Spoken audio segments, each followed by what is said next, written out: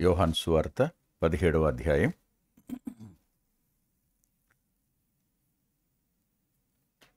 3-4 వచనాలను చదువుతాను. లేదు, 1, 2, 3, 4 చదువుకుందాం.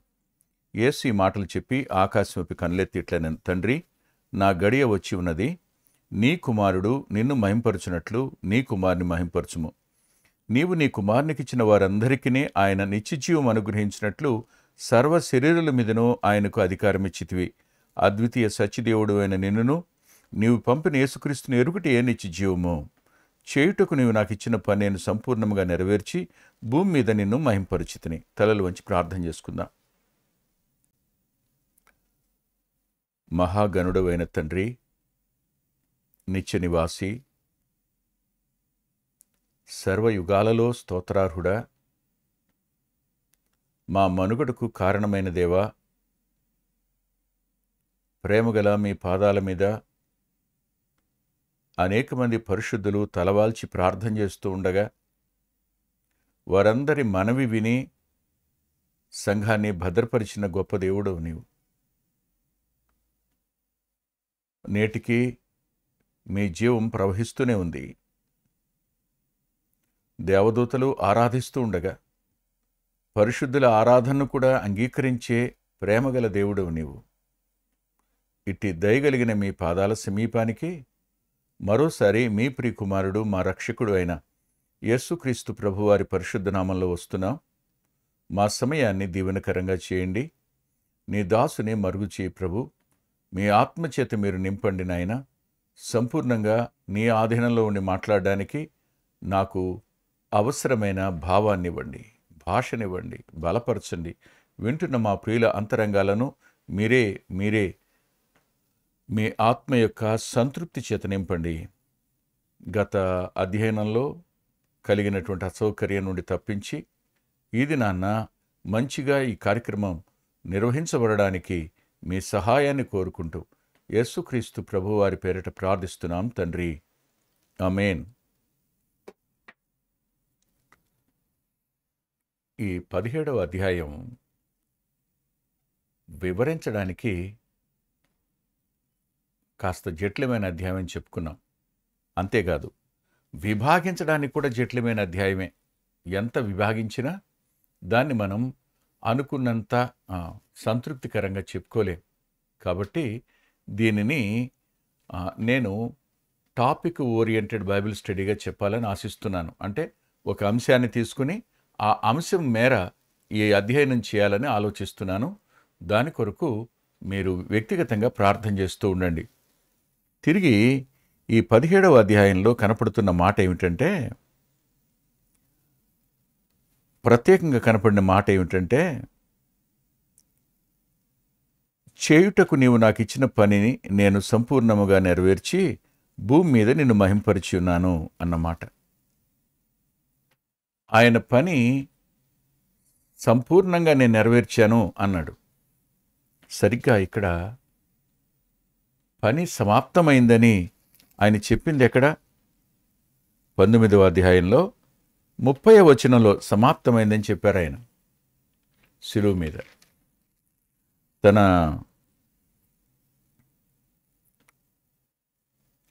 తల వంచి ఆత్మను అప్పగించారు. ఆ తరువాత సమాప్తమైంది అప్పటికి. కానీ ఇప్పుడే నువ్వు ఇచ్చిన పని నేను సంపూర్ణం చేశాను అని అన్నారు.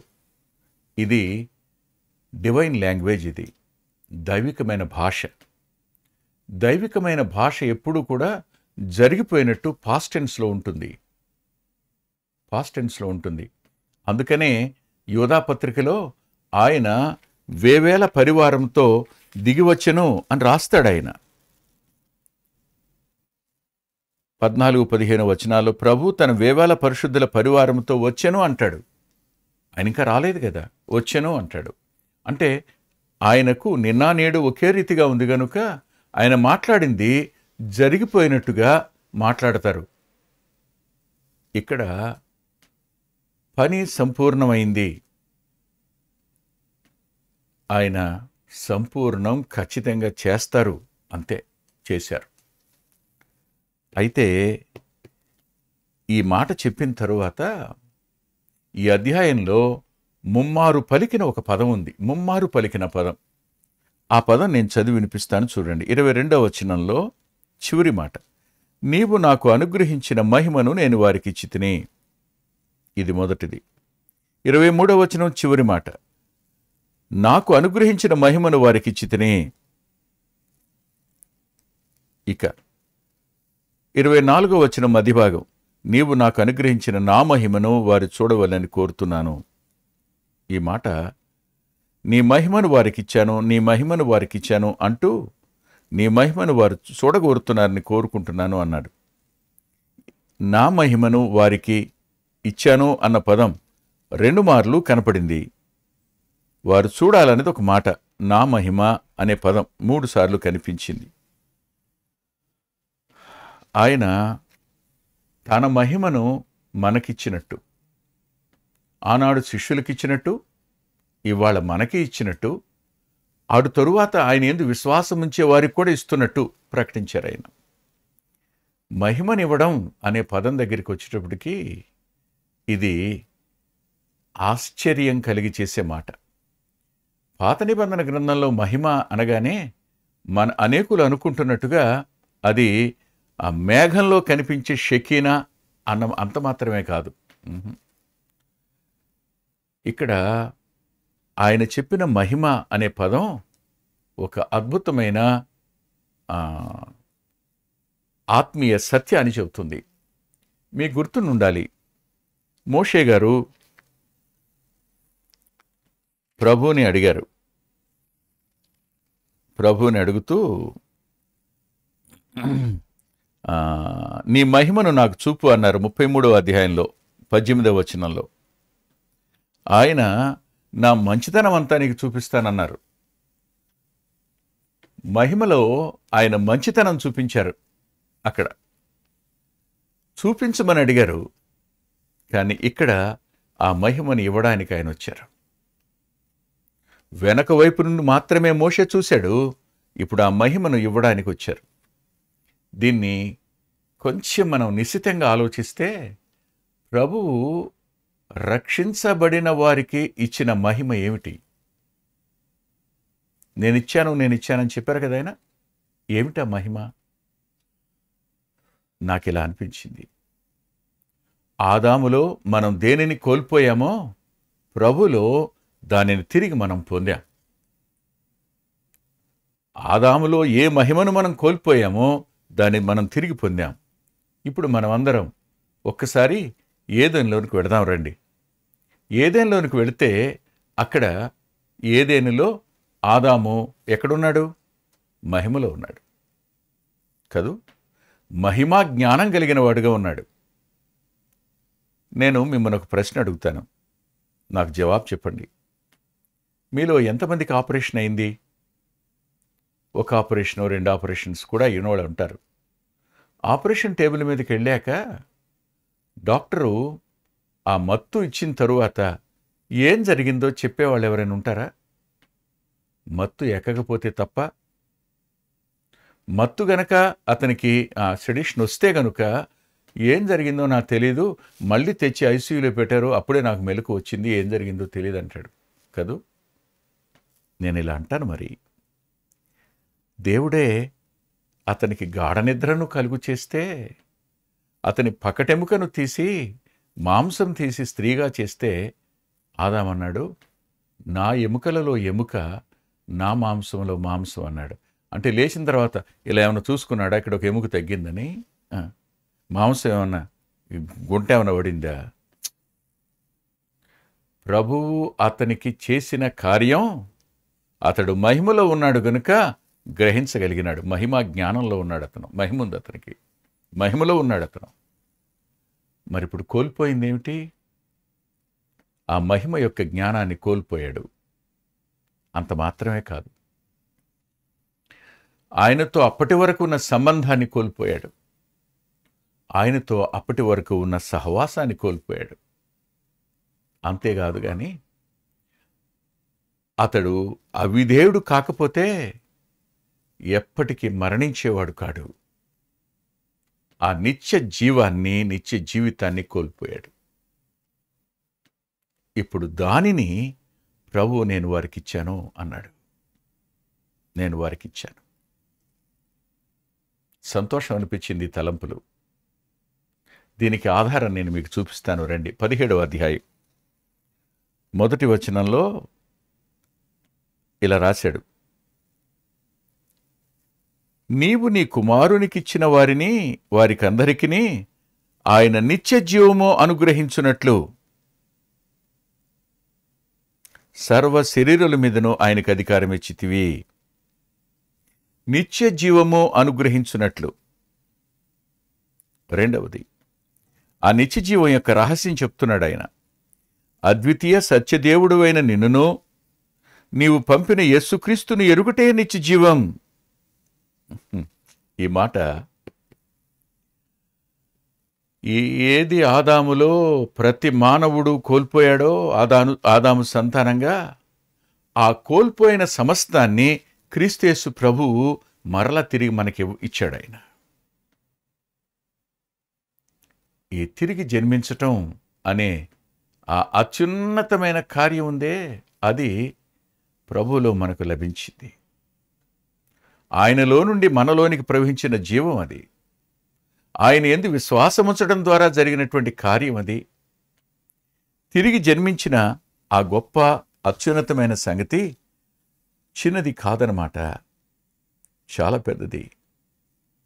ఇక్కడనే నేను మీకు ఓ 3 తలంపులు మీ ముందుంచుతాను. యోహాను సువార్తలో 1వ అధ్యాయం 13వ వచనంలో ఇలా అన్నాడు, 12:13, తన్ను ఎందరూ అంగీకరించిరో వారికందరికీ, అనగా ఆయన నామమందు విశ్వాసముంచిన వారికి దేవుని పిల్లలగుటకు ఆయన అధికారము అనుగ్రహించెను. వారు దేవుని వలన పుట్టినవారే గాని రక్త మాంసముల వలనైనను శరీరేచ్ఛ వలనైనను మనుష్యేచ్ఛ వలనైనను పుట్టినవారు కారు. ఈ మాట వద్దా? ఆదాముకు జన్మించిన ప్రతి మానవుడు అతని అవిధేయత వలన సంక్రమించిన మరణాన్ని తాను కూడా పొందాడు. అదే పాప స్వభావంతో అతడు జన్మించడు. అయితే మనలను ఆయన ఈ వాక్య ప్రకారం ఆత్మ వలన పుట్టిన వారంగా,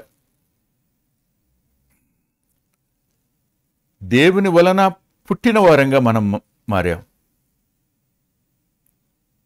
ఆదాము వలన పుట్టిన మానవుడు ఇప్పుడు తిరిగి ప్రభువునందు విశ్వాసం ఉంచటం ద్వారా అతడు నూతన జన్మానుభవాన్ని పొందాడు, క్రొత్త జన్మను పొందాడు. అదే 3వ అధ్యాయం 3వ వచనంలో ప్రభు అంటాడు, ఒకడు క్రొత్తగా జన్మించితేనే గాని అన్నాడు. అంటే పైనుండి జన్మించితేనే గాని, పైనుండి జన్మించితేనే గాని. ఇప్పుడు మారు మనసు పొందిన ప్రతి వ్యక్తి, ప్రభువునందు విశ్వాసముంచిన ప్రతివాడు పైనుండి జన్మించినవాడు. శరీరేచ్ఛ వల్ల గాని మనుష్యేచ్ఛ వలన గాని రక్త మాంసాల వలన గాని పుట్టినవాడు కాడు. అతడు మనుషుని వల్ల జన్మించిన వాడే అయినా ప్రభువునందు విశ్వాసముంచటం వల్ల తిరిగి జన్మించిన అనుభవంలోనికి అతను వచ్చాడు. తిరిగి జన్మించిన అనుభవంలోనికి వచ్చాడు. ఇలా అంటాను నేను. ఆ రోజు ఆ స్త్రీ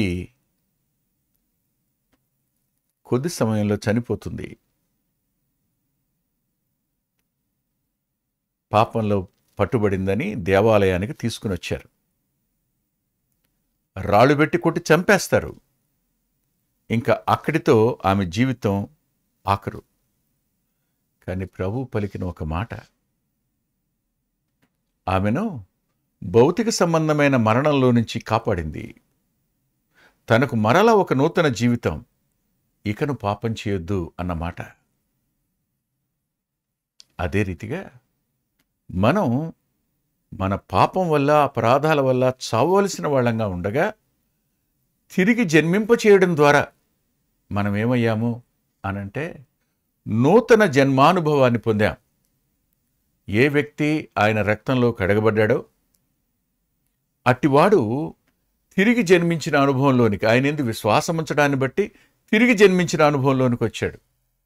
ఇప్పుడు తిరిగి జన్మించాడు అనగానే ఏం జరిగింది చూడండి ఒకసారి. కొరింథీయులకు రాసిన 2వ పత్రిక 5వ అధ్యాయం 5వ అధ్యాయంలో 17వ వచనంలో ఇలా ఉంది.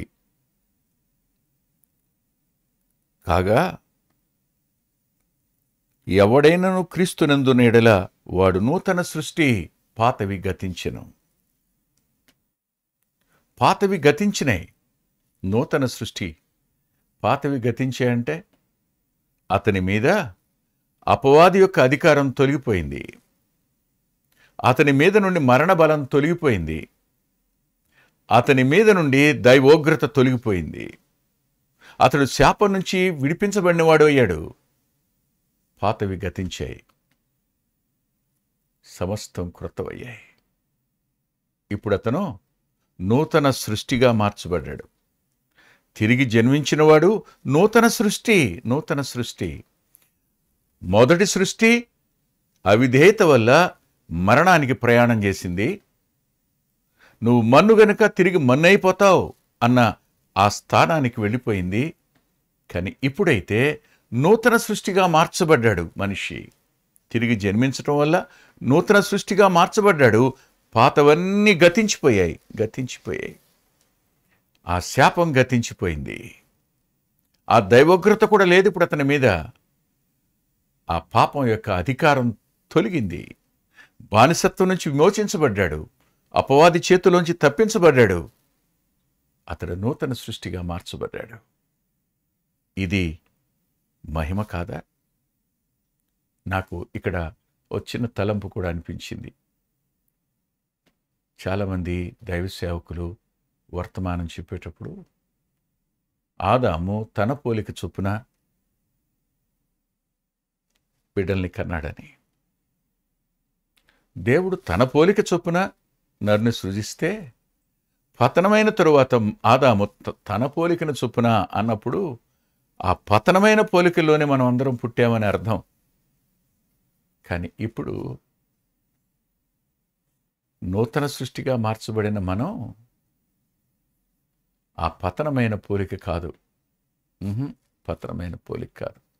ఏ పోలిక? ఈ యోహాను సువార్త 17వ అధ్యాయంలోనే ఆయన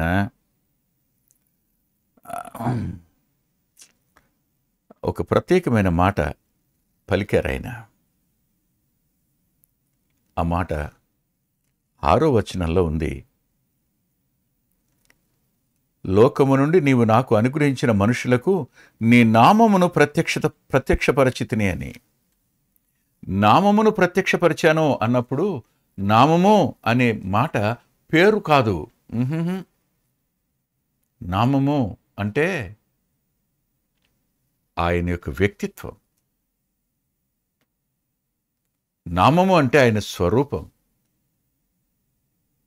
నామము అంటే ఆయన గుణలక్షణాల సముదాయం. ఉట్టి అక్షరాలతో రాసిన పేరు కాదు. ఏ రూపాన్నైతే మానవుడు ఆదాములో కోల్పోయాడో క్రీస్తేసులో అదే రూపాన్ని మరలా తిరిగి అతడు సంతరించుకున్నాడు.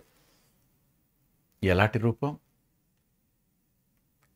ప్రభు మాట్లాడుతూ నీతి స్వరూపుడవైన తండ్రి అంటాడు. అది ఆయన స్వరూపం. ప్రేమ స్వరూపివైన తండ్రి అంటాడు. మహిమా స్వరూపివైన తండ్రి అంటాడు. దేవుడు ప్రేమా స్వరూపి, దేవుడు నీతి స్వరూపి, దేవుడు మహిమా స్వరూపి. తిరిగి ఆ స్వరూపాన్ని ఈ నూతన సృష్టి ద్వారా తిరిగి జన్మించిన మానవుడు పొందాడు. అతడు దేవుని నీతిగా మార్చబడ్డాడు. ఆయన ప్రేమలోనికి అతడు ఎదుగుతూ ఆ రూపంలోకి వచ్చాడు. అతడు మహిమా స్వరూపిగా మారుతున్నాడు. నిత్య మహిమలో ఉండబోతున్నాడు. ఇది నేను నా మహిమను వారికి ఇచ్చితిని అన్నప్పుడు కలిగిన తలంపులు ఇవి. అంతేకాదు, మరో మాట కూడా నేను మీకు చూపిస్తాను. దయచేసి కొలసీ పత్రిక వద్దకు రండి. కొలసీ పత్రిక 3వ అధ్యాయంలో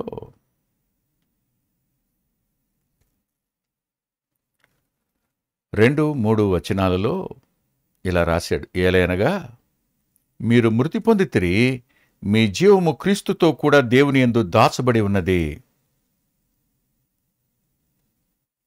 అంటూ, మనకు జీవమైన క్రీస్తు ప్రత్యక్షమైనప్పుడు మీరును ఆయనతో కూడా మహిమ యందు ప్రత్యక్షపరచబడుదురు. దేవునికి స్తోత్రం కలుగునుగాక. దేవా, నీ నామము ఎల్లప్పుడూ ఘనపరచబడునుగాక. నా శరీర సంబంధమైన తండ్రి అవిధేయుడై పాపం చేయగా నీవు మన్నే గనుక మన్నైపోతావన్న నువ్వు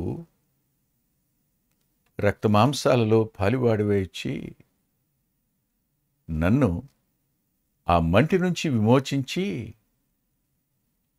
నరకం నుంచి కాపాడి మహిమలో నన్ను ప్రత్యక్షపరచడానికి నువ్వు చేసిన ఈ మహోపకారానికి ఏమిచ్చి నీ రుణం తీర్చుకోగలం? ఏమిచ్చి నీ రుణం తీర్చుకోగలం?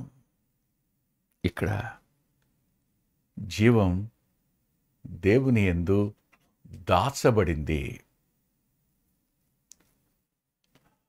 ఆదాము వల్ల పతనమైన ప్రతి మానవుడు దేవుని నుండి శాశ్వతంగా దూరం అయిపోయినాడు.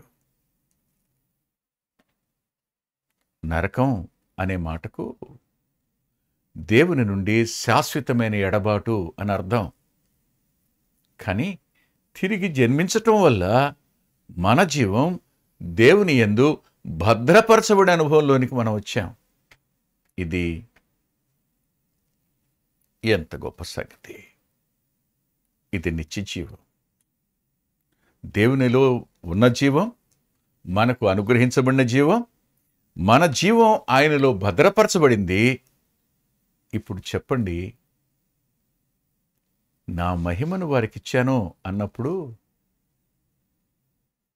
నేను ఇలా అనుకున్నాను, నీ కుమారత్వాన్ని మాకిచ్చావు, నీ జీవంలో పాలు పంపులు మాకిచ్చావు, నీ జయంలో మాకిచ్చావు, నీ అధికారంలో నీవు మాకిచ్చావు, నీ రూపాన్ని మాకిచ్చావు, దాచుకోకుండా నీ సమస్తాన్ని మాకిచ్చావు. చివరికి జయించిన వాడిని నా సింహాసనం ముందు కూర్చుండబెడతానని సింహాసనంలో కూడా పాలు పంపులు ఇస్తున్నావు. మీరు క్రీస్తుతో కూడా అక్కడ మహిమలో సింహాసనం ముందు కూర్చుండబెట్టబడితే అంటాడు. పౌలు గారు కూడా డివైన్ లాంగ్వేజ్ మాట్లాడాడు. మనం కూర్చుని ఉన్నాం అంటాడు. ఇప్పుడు అంటే ఆయన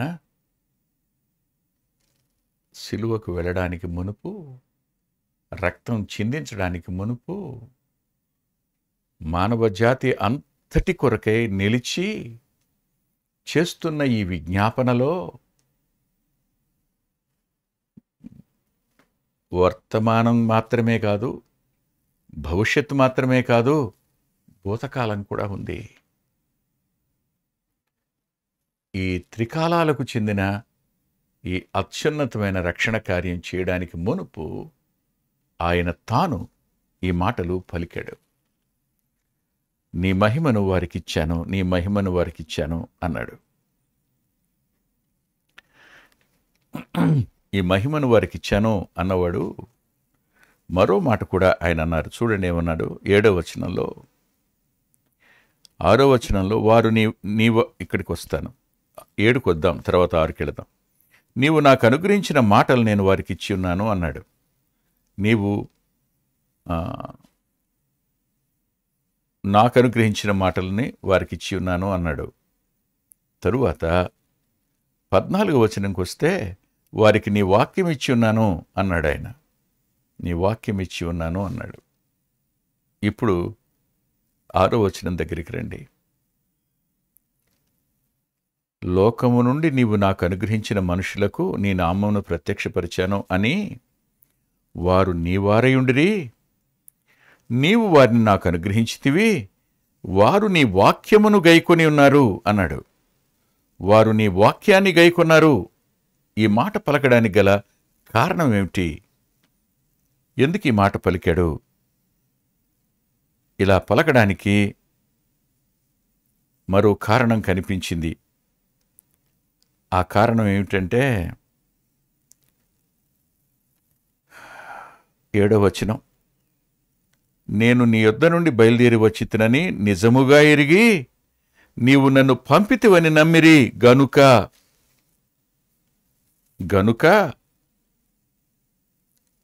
నీవు నాకు అనుగ్రహించినవన్నీ నీ వలన కలిగినవని వారిప్పుడు ఎరిగి ఉన్నారు.